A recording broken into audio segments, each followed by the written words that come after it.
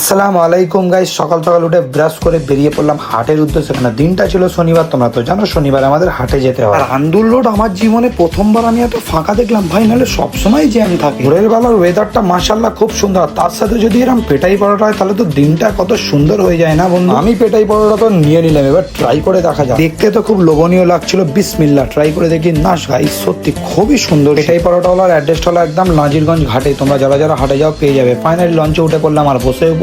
গরম পড়েছে কি বলবো বন্ধু, গরমের রাজা তো জল, তাই আমি একটু জল নিয়ে নিলাম। জলটাকে মনটা আর প্রাণটা একটু ঠান্ডাও করে নিলাম। আজকে দেখে হয়তো মনে হচ্ছে জ্যামটা অতটাও হবে না, আমার তো মনে হচ্ছে। আর এইখানে যা কংগ্রেসের আর টিএমসির ফ্ল্যাগ দেখছি, আমি তো কনফিউজ যে কে জিতবে। তোমরাই কমেন্ট করে বলো কে জিতবে। মেটিয়াপুরে যে যারা হাটে যাও তারা তো জানোই এই মসজিদটা খুবই সুন্দর মসজিদ। ফাইনালি আমি চলে এলাম এবিএম হাটের সামনে। আর এবিএম হাট হচ্ছে এশিয়ার সবথেকে বড় হাট, তোমরা তো জানোই। তারপরে চলে এলাম আমি আমার দোকান। এই দোকানে এসে মুডটাই অফ হয়ে গেল। এসে দেখলাম কারেন্ট নেই 3 ঘন্টা ধরে। বুঝতে পারছো কি হাল হয়েছে আমাদের। কি আর করবো বলো বন্ধু, কিছু তো করার নেই। চলো যাওয়া যাক এবার বাড়ি। দুনিয়ার সব জায়গায় জ্যাম ফ্রি হতে পারে, বাট মেটিয়াপুরের এই জায়গাটাও একদম কোনো দিনই জ্যাম ফ্রি হয় না। তোমরাই কমেন্ট করে বলো এই জায়গাটা কোথায়। চলে এলাম বাড়ি আর গিয়েছিলাম নবান্নর সামনে একটু ডিম টোস্ট খেতে। আর গিয়ে দেখা গেল লালটুদা নুকিয়ে নুকিয়ে ডিম খাচ্ছে আমাকে ছেড়ে। তবে বন্ধু তোমাদের একটা কথা বলি, হাওড়া জেলার সেরা ডিম টোস্ট বলা একবার হলো নবান্নর সামনে গিয়ে তোমরা এই দোকানে ডিম টোস্ট আর চাটনিটার সাথে ট্রাই করতে পারো। গাইজ একটা কথা বলি, একটা ভিডিও বানাতে অনেক কষ্ট লাগে। ডিম পোস্টটা খেয়ে আমি আমার ব্লগটা এন্ড করলাম, কিন্তু তোমরা লাইক শেয়ার ফলো করতে ভুলো না।